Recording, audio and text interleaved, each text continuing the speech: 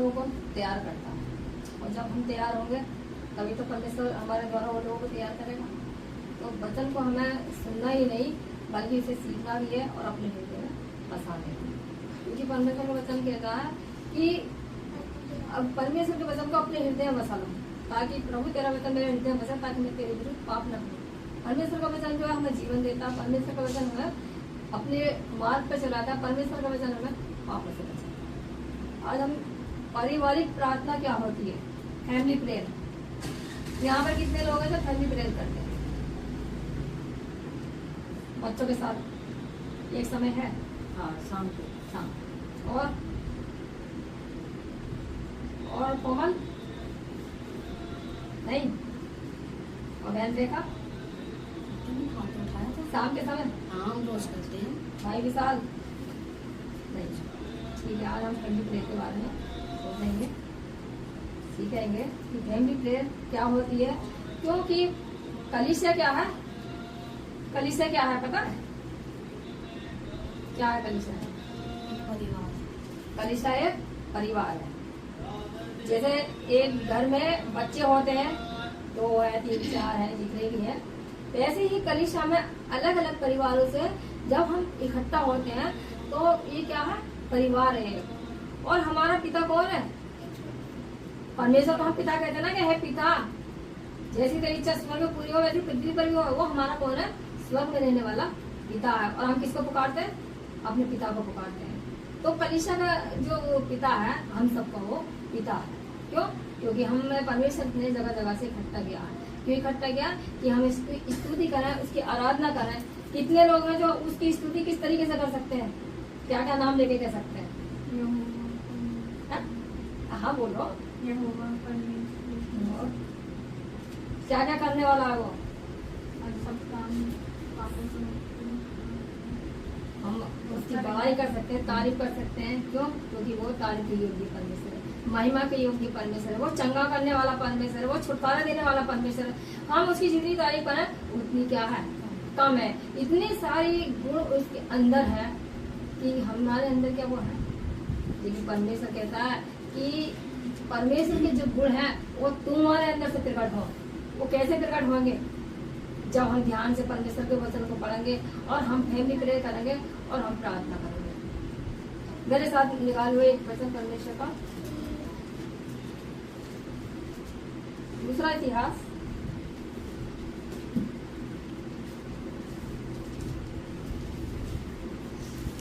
दूसरा इतिहास 20 अध्याय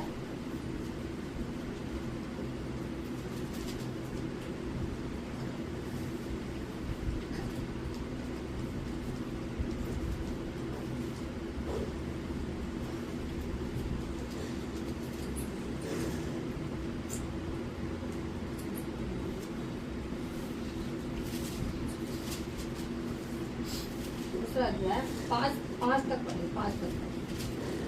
तब यहोशापात यहोवा के भवन में नए आंगन के सामने यहूदियों और यरूशलेमियों की मंडली में खड़ा होकर यह कहने लगा, हे हमारे पितरों के परमेश्वर एक मिनट 20 का पहले ध्यान दो।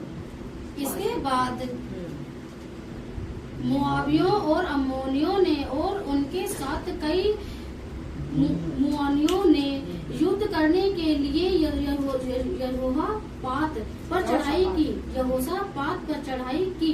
तब लोगों ने आकर यहोशापात को बता दिया, ताल के पास से एदोम देश की ओर से एक बड़ी भीड़ तुझ पर चढ़ाई कर रही है, और देख वह सासों।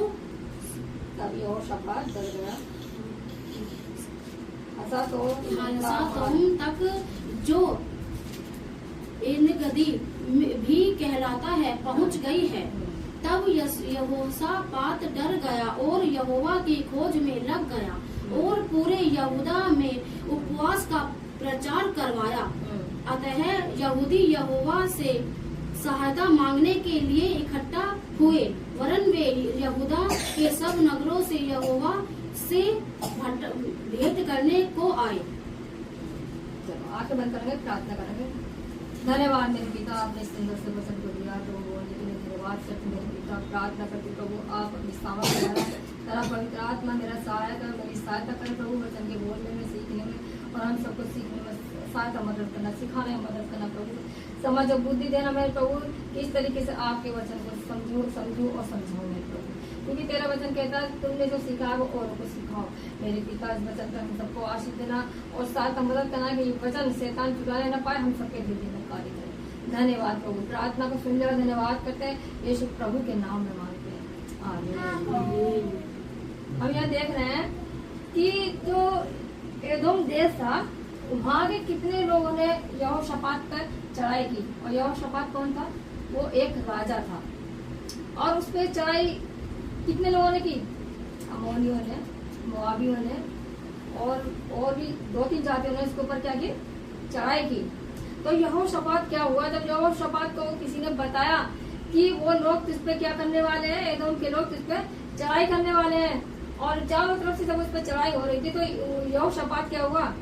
डर गया। मान लिया जाए अगर हमारे परिवार के ऊपर कोई चढ़ाई करने लगे तो हम क्या हो जाएंगे? डर जाएंगे।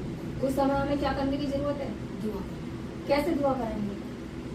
बस जब हम डेली परमेश्वर की सम्मुख उपस्थिति में बैठेंगे तभी तो परमेश्वर हमारी सुन लेगा, या जब हम पे परेशानी आ जाएगी तो हम उसी समय परमेश्वर को पुकारें। और यहोशापात क्या हुआ? वो डर गया। वो एक राजा था, वो फिर इतने लोग उस पर चढ़ाई कर रहे हैं और वो क्या हुआ? वो डर गया। और उसके बाद में उसने क्या किया? आगे पढ़ेंगे हम। उसने क्या करा? उपवास का सारे देश में क्या करा? नगर में उपवास का वो करा दिया कि सब लोग क्या करें? उपवास करें। क्या आज हमारी कलीसिया में कोई दिक्कत परेशानी हो जाएगी, हम सबसे कहेंगे कि आप सब लोग प्रार्थना करो और क्या करें, तो क्या सब लोग तैयार हो जाएंगे? कोई होगा, कोई नहीं होगा। लेकिन वहाँ क्या है? उसने सब लोगों को तैयार किया, प्रचार करा दिया, उपवास का प्रचार करा दिया कि सब लोग क्या करेंगे? उपवास रखेंगे। और जब उपवास रख के प्रार्थना होती है तो परमेश्वर हर एक बंधनों को तोड़ देता है, परमेश्वर हर एक विपदा को क्या कर देता है? दूर कर देता है। आगे पढ़ेंगे हम, आगे बढ़ेंगे 5 से। तब यहोशापात यहोवा के भवन में नए आंगन के सामने यहूदियों यरूशलेमियों की मंडली में खड़ा होकर यह कहने लगा, हे हमारे पितरों के परमेश्वर, क्या तू स्वर्ग में परमेश्वर नहीं, और क्या तू जाति जाति के सब राज्य के ऊपर प्रभुत्ता नहीं करता, और क्या तेरे हाथ में ऐसा बल और ताकत नहीं कि तेरा सामना कोई नहीं कर सकता? हे हमारे परमेश्वर, क्या तूने इस देश के निवासियों को अपनी इज़राइल के सामने से निकालकर इन्हें अपने मित्र अब्राहम के वंश को सदा के लिए नहीं दे दिया? वे इसमें बस गए और इसमें तेरे नाम का एक पवित्र स्थान बनाकर कहा। बस हम देखते हैं यहोशापात क्या कर रहा। तब यहोशापात यहोवा के भवन में नए आंगन में यहूदियों और यरूशलेमियों को मंडली में खड़ा करा, यानी कि यहूदियों को और यरूशलेम वासी जो होते हैं उनको, उस पूरी मंडली को क्या किया? उसने खड़ा किया और ये कहने लगा, हे हमारे पितरों के परमेश्वर यहोवा, तू स्वर्ग में परमेश्वर नहीं है क्या, और जाति जाति के सब राज्यों के ऊपर प्रभुता नहीं करता? यानी परमेश्वर जो है जाति जाति के राज्य लोगों पर क्या करता है? प्रभुता करता है। और परमेश्वर ने यहोशापात ने यहोवा से कहा और उन लोगों को साथ में लेकर खड़ा किया। यानी कि जैसा आज हमें कोई जरूरत पड़ जाए प्रार्थना की, या कोई हमारे ऊपर परेशानी आ जाए, हम सब लोग क्या करेंगे? कलीसिया के लोग खड़े होकर क्या करेंगे? प्रार्थना करेंगे। तो जो परमेश्वर के दास को इकट्ठा किया है और इससे हम प्रार्थना करेंगे, परमेश्वर से प्रार्थना करेंगे। जब देखा एदोम के लोग क्या कर रहे हैं, चारों तरफ से उसके ऊपर चढ़ाई कर रहे हैं और शपात के ऊपर, और उसने क्या करा? परमेश्वर से जाके ये कहा, क्या तू स्वर्ग में परमेश्वर का परमेश्वर नहीं है क्या? तू हमारे पितरों का परमेश्वर नहीं है? परमेश्वर क्या है? वो हमारे पितरों का भी परमेश्वर है, वो हमारा परमेश्वर है। आगे पढ़ेंगे हम 12 पद पढ़ेंगे। हे हमारे परमेश्वर, क्या तू उनका न्याय न करेगा? यह जो बड़ी भीड़ हम पर चढ़ाई कर रही है, उसके सामने हमारा तो बस नहीं चलता, और हमें कुछ सूझता नहीं कि क्या करना चाहिए, परंतु हमारी आंखें तेरी ओर लगी हैं। हाँ, यहाँ वचन को ध्यान से पढ़ो। हे हमारे परमेश्वर, क्या तू न्याय करेगा? यह तो बड़ी भीड़ हम पर चढ़ाई कर रही है और उसके सामने हमारा तो बस नहीं चलता। यानी कि यहोशापात परमेश्वर से कह रहा है कि हमारा कोई बस नहीं चलता, हम क्या करें? वो डर गया कि मैं क्या करूं, और परमेश्वर से वो बात कर रहा है कि मैं क्या करूं, और वो डर के मारे परमेश्वर से जाके कहता है इस बात के लिए। हम 13 अध्याय पढ़ेंगे।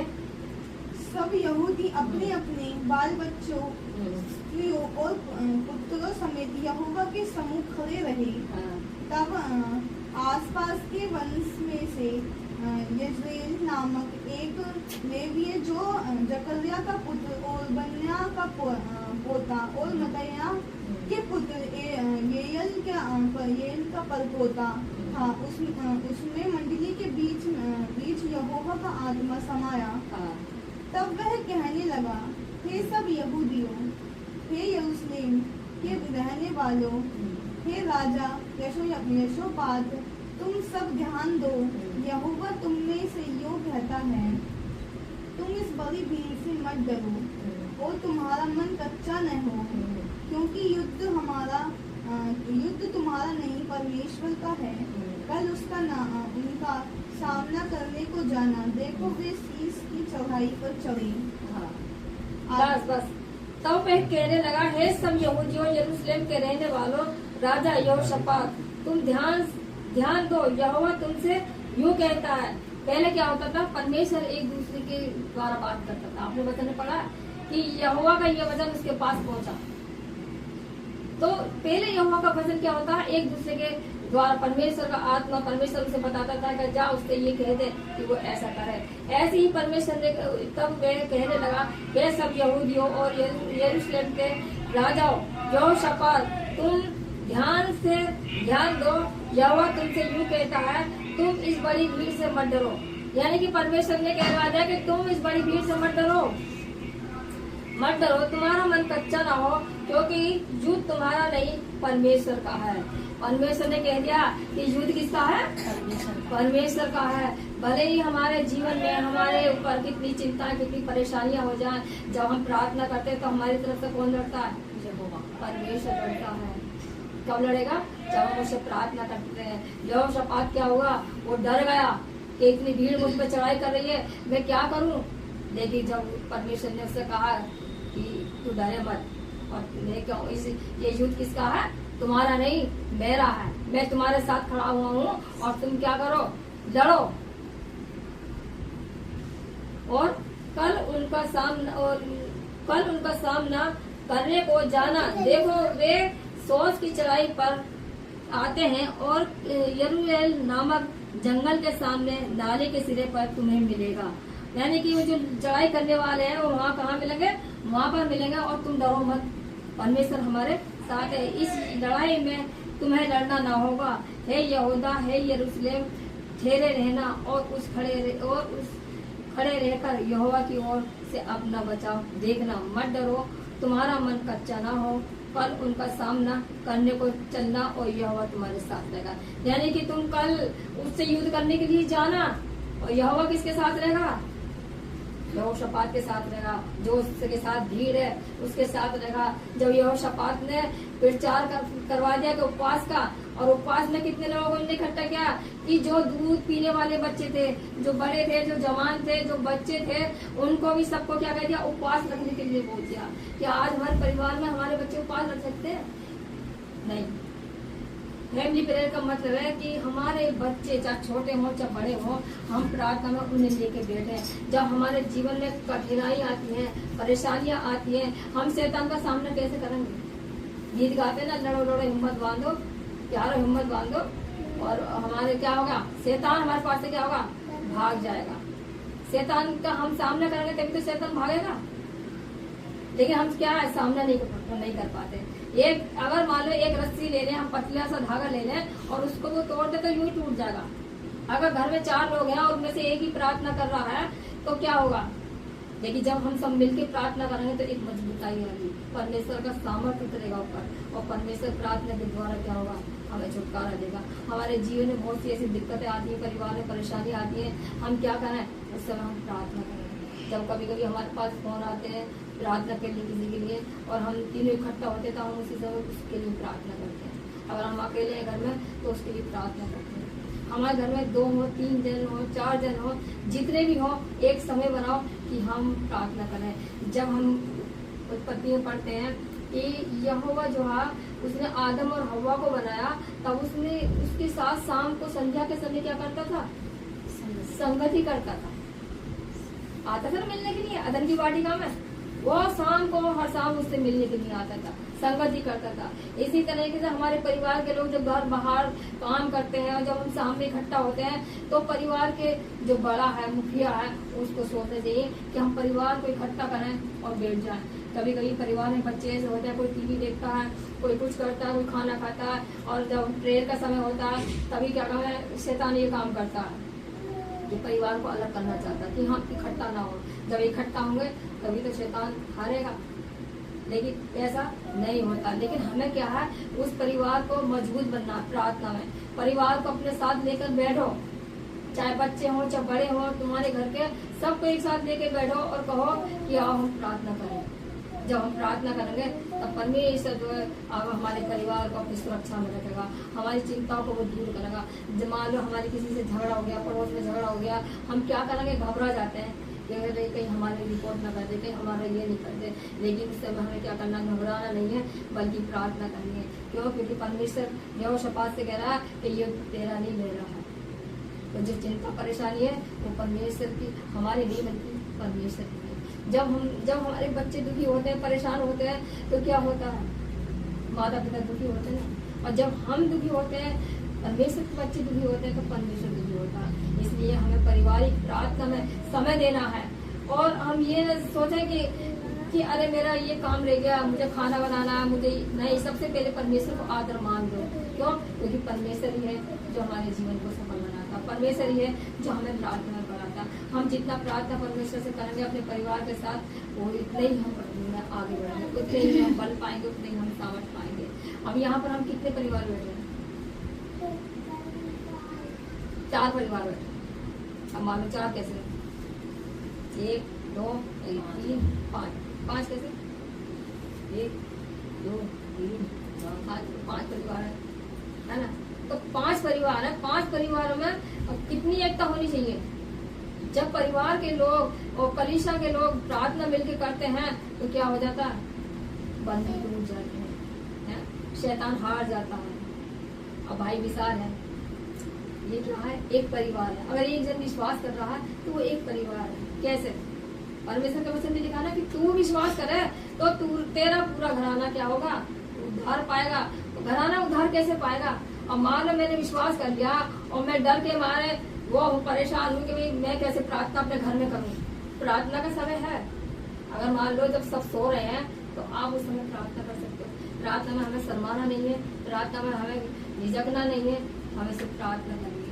हम अपने बिस्तर पर बैठ के प्रार्थना कर सकते हैं। परमेश्वर ने कोई हमारे लिए ऐसा नियम नहीं बनाया कि नहीं जी पहले नहा धो लो, या पहले क्या मैं ब्रश कर लो, या पहले क्या मैं पवित्र हो जाओ अपने आप को। क्योंकि परमेश्वर ने हमें पहले से ही अपने लहू से क्या हो गया, धो दिया है, पवित्र कर दिया। जब यीशु मसीह पे हम विश्वास करते हैं तो हमारे पाप क्या हो जाते हैं, धुल जाते हैं। जब हम पछताव करते हैं तो परमेश्वर हमारे पापों को क्षमा करता है और हमें आगे बढ़ाता है। तो हम अपने परिवार के लिए प्रार्थना करें। कोई है, मान लिया जाए अगर कहीं लड़ाई हो रही, झगड़ा हो रहा है, तो लोग क्या करते हैं, अपने आप को बचाव करते हैं। अभी जो मान लो परमेश्वर ने स्वर्ग और नरक बनाया है, क्या हमने विश्वास कर लिया, हम तो स्वर्ग जाने के लिए तैयार हैं? क्या आपका जो मित्र है, जो आपसे प्रेम करता है और आपका वो दोस्त है, आपके लिए जान देने के लिए तैयार है, क्या आप चाहेंगे कि आपका दोस्त नरक में चला जाए?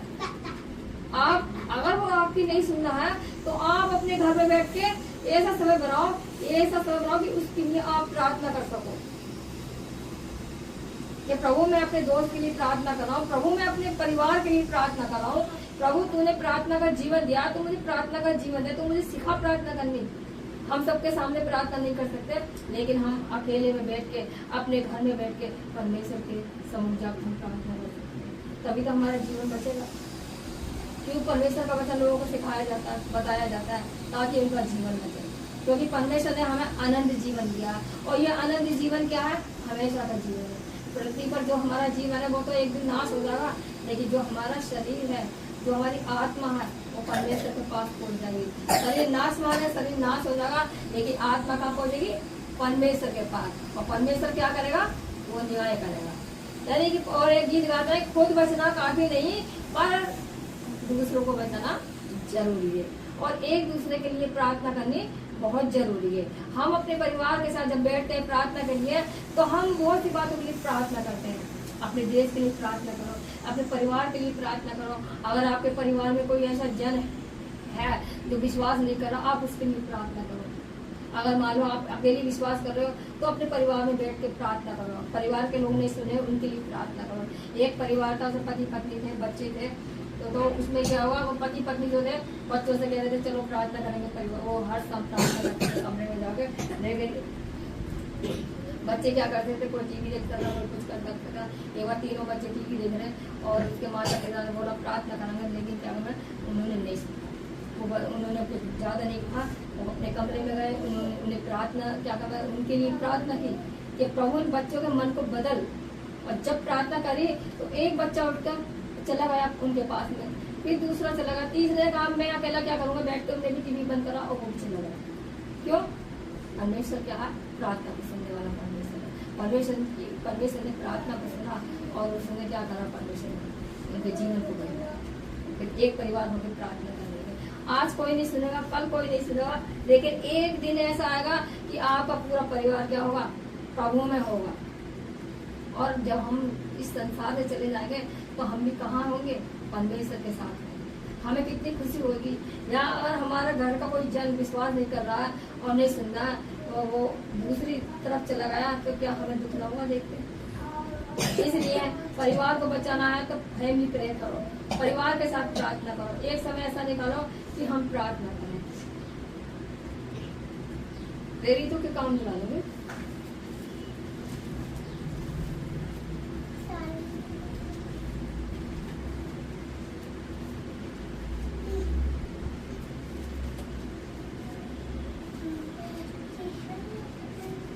तो काम 12 दिया है।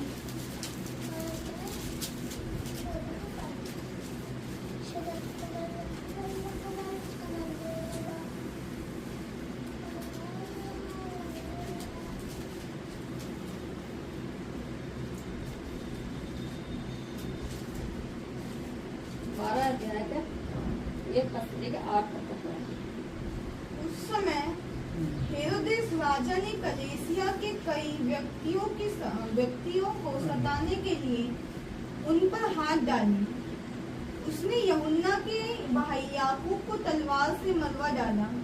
तब उसने देखा कि यहूदी लोग इससे आनंदित होते हैं, तो उसने पतरस को भी पकड़ लिया। वे दिन अख़मीरी रोटी के दिन थे। उसने उसे पकड़ के बंदीगृह में डाला और चार सिपाहियों के 4 पहरों में रखा। इस विचार से कि फसह के बाद उसे लोगों के सामने लाए। बंदीगृह में पतरस बंद था, परंतु कलीसिया उसके लिए लो लगाकर परमेश्वर से प्रार्थना कर रही थी। जब हेरोदेस उसे लोगों के सामने लाने को था, उसी रात पतरस 2 जंजीरों में बंधा हुआ 2 सिपाहियों के बीच में सो रहा था और पहलू द्वार पर बंदीगृह की रखवाली कर रहे थे। तो देखो, प्रभु का एक स्वर्गदूत आ खड़ा हुआ और उस कोठरी में ज्योति चमकी, और उसने पतरस की पसली पर हाथ मार के उसे जगाया और कहा, उठ जल्दी कर। और उसके हाथों से जंजीरें खुलकर गिर पड़ी। तब स्वर्गदूत ने उससे कहा, कमर बांध और अपने जूते पहन ले। उसने वैसा ही किया। फिर उसने उससे कहा, अपना वस्त्र पहनकर मेरे पीछे चल। यानी कि अब देख रहे हैं कि उस समय हेरोदेस राजा था। हेरोदेस कैसा राजा था? एक दुष्ट राजा था। और उसने क्या करा था? वो क्या करता था? सताओ। यानी कि लोग क्या करता था, जो परमेश्वर के लोग होते थे, कलीसिया के लोग होते थे, उनको क्या करता था? वो सताता था। और उसने क्या करा? कि यूहन्ना के भाई याकूब को तलवार से मरवा डाला। उसने जो याकूब का भाई था उसने उसको क्या करा, यूहन्ना के भाई याकूब को तलवार से मरवा डाला।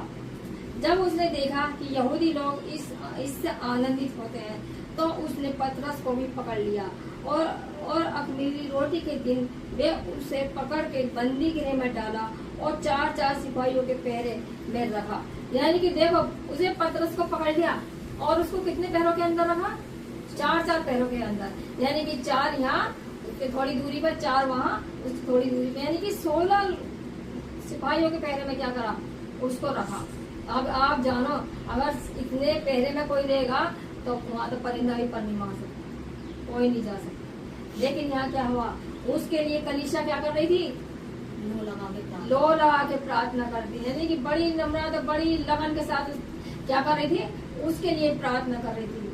आज भी हमें जरूरत है कलीसिया के लोगों को, अपने कलीसिया जो परिवार है उनके लिए प्रार्थना करने की, कि जो कमजोर पड़े हैं, जो आराधना में आने से क्या होते हैं, मन चुराते, उनके लिए प्रार्थना करने की।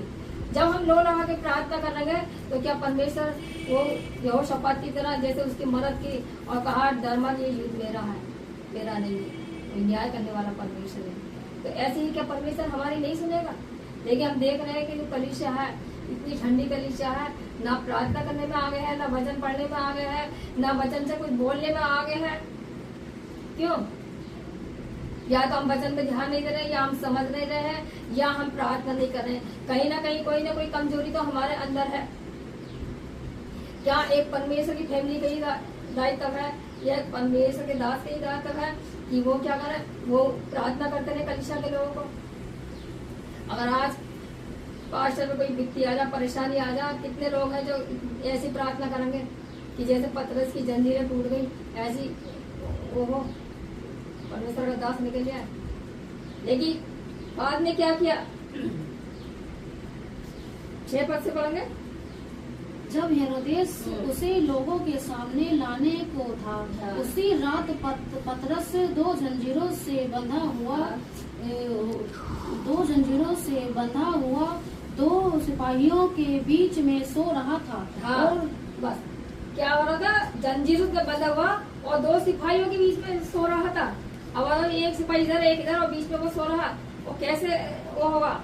फिर क्या हुआ, और पहरवे द्वार पर बंदी गृह की रखवाली कर रहे थे। हाँ। तो देखो, प्रभु का एक स्वर्गदूत आ खड़ा हुआ। हाँ। और उस कोठरी में ज्योति चमकी और उसने पतरस की पसली पर हाथ मार के उसे जगाया और कहा, उठ जल्दी कर। और उसके हाथों से जंजीरें खुलकर गिर पड़ी। हाँ। यानी क्या हुआ, ये कैसे हुआ, जंजीरें कैसे खुल गई और स्वर्गदूत कैसे चला गया उसके पास, प्रार्थना। जब कलीसिया प्रार्थना करे, जब कलीसिया प्रार्थना करती है तो परमेश्वर सहायता के लिए अपने स्वर्गदूतों को भेजता है। तो हम ऐसी प्रार्थना करने वाले नहीं बन सकते क्या, बन सकते हैं ना। कितनी रुकावटें आती हैं, कितने बंधन लगे हुए होते हैं, हम इस सब को तोड़ने के लिए क्या करेंगे।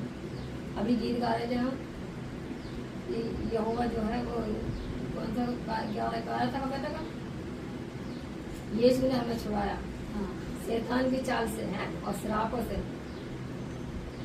तो हम क्या करें, हम उसकी महिमा करें, हम उसकी स्तुति करें और हम उसके लिए गाएं हालेलुया हालेलुया। तो परमेश्वर चाहता है कि हम परिवार के साथ प्रार्थना करें। आज हम यहाँ जितने भी बैठे हैं ध्यान से सुन कि जो आज वचन समझाया जा रहा है वो क्या है, वो हमारे जीवन को बदलने वाला परमेश्वर है। प्रार्थना क्या है, प्रार्थना परमेश्वर से बातचीत करना है। प्रार्थना क्या है, हमारे जीवन को बदलती है।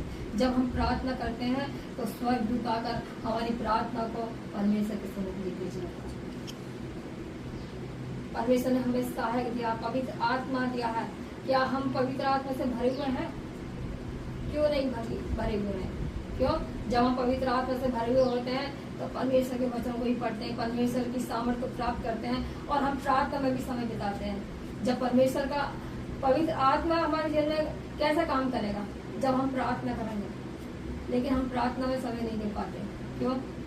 सबसे अच्छी बात है कि जब हम अपनी पर्सनल प्रार्थना करें, अकेले में प्रार्थना करें, तो सुबह सुबह उठकर प्रार्थना करो। क्योंकि परमेश्वर का वचन कहता है कि भोर को मेरी वाणी तुझे सुनाई दी। हम परमेश्वर की आवाज को सुने और हम प्रार्थना करते हैं तो परमेश्वर हमारी सुनता है, क्योंकि परमेश्वर का वचन कहता है यहोवा का कान तुम्हारी ओर लगा रहता है। हम किसी भी समय प्रार्थना करें, परमेश्वर का कान क्या है, हमारी ओर लगा रहता है। ना वो कभी सोता है और ना कभी ऊँगता है। हम तो सोते भी हैं, कितना सोते हैं हम, लेकिन हमारा परमेश्वर ऐसा परमेश्वर है, वो कभी नहीं सोता और ना कभी ऊँगता। क्यों? क्योंकि उसे अपने बच्चों की चिंता रहती है। तो इसीलिए हम अपने परिवार में ऐसा माहौल बनाएं कि हम परिवार के साथ शाम के समय में प्रार्थना करें, क्योंकि ये परमेश्वर जो था वो आदम और हव्वा से किस समय मिलता था, संध्या के समय में मिलता था। और परिवार के लोग घर से बाहर रहते हैं दिन में और इकट्ठा होते हैं, तो हमें क्या करना है, हमें प्रार्थना करनी है। पिछले बार मैंने एक बहन से बात करी, मैं पूछ रही मेरी बहन आप अपने घर में प्रार्थना करते हो सबके साथ, कह रही मैं तो प्रार्थना करती हूँ लेकिन जो माता पिता हैं वो नहीं सुनते। मैंने कहा ठीक है, आप उनके लिए प्रार्थना करो। जब आप प्रार्थना करोगे तो परमेश्वर उनके भी मन को बदलेगा। ये ना सोचे कि मैं अकेला प्रार्थना कर दूं या मैं अकेला विश्वास कर रहा हूँ तो मैं कैसे प्रार्थना करूँ। प्रार्थना से हमें डरना नहीं चाहिए, क्योंकि प्रार्थना ही है जो हर बंधनों को तोड़ती है, जो हर एक बीमारियों से परेशानियों से हमें बचाती है, जो हमें शैतान की जाल से बचाती है, शैतान की योजनाओं से बचाती है। अगर हमें इन चीज़ों से बचना है, हमें शैतान का सामना करना है, तो हमें प्रार्थना करनी होगी। वचन में लिखा है ना कि इसके सारे हथियार बांध दो। कैसे बांधेंगे सारे हथियार? तो इसलिए हम परमेश्वर से लगातार प्रार्थना करें कि प्रभु तू हमें क्या करें, बुद्धि दे, समझ दे, और हमारे परिवार के लोगों को ऐसा मन दे कि वो तुझमें बढ़े, तुझमें आगे बढ़े। तो ये मत सोचो कि अरे ये तो क्या कहूँ ये तो विश्वास नहीं करता, इसका जीवन ऐसा नहीं होगा। आप जब प्रार्थना करोगे परमेश्वर उसके जीवन को बदलेगा। एक बहन है जब उससे बोलते हैं कि भाई जो तुम्हारे घर के लोग हैं जो अंधकार में चल रहे हैं, तुम अपने आगे अपनी सगे संबंधी को तुम बता सकते हो कि भाई तुम क्या करो, ये चीज परमेश्वर ऐसा प्रेम करने वाला, आप परमेश्वर से प्रेम करो। देखिए वो बहन कहती है अरे ये इस चीज में से नहीं निकलेगा, ये तो बहुत गुस्से में निकला। हमें पहले से पहले ये नहीं सोचना चाहिए, अपने मन से नहीं कहना चाहिए। जब परमेश्वर का वचन काम करता है हृदय में, तो अच्छे से अच्छे लोग बदल जाते हैं। क्यों? क्योंकि परमेश्वर जीवन को बदलने वाला परमेश्वर हमें अंधकार से बचाने वाला परमेश्वर है। क्यों ना हम परमेश्वर से प्रार्थना करें और हर एक अंधकार से बचें, हर एक बुराई से बचें।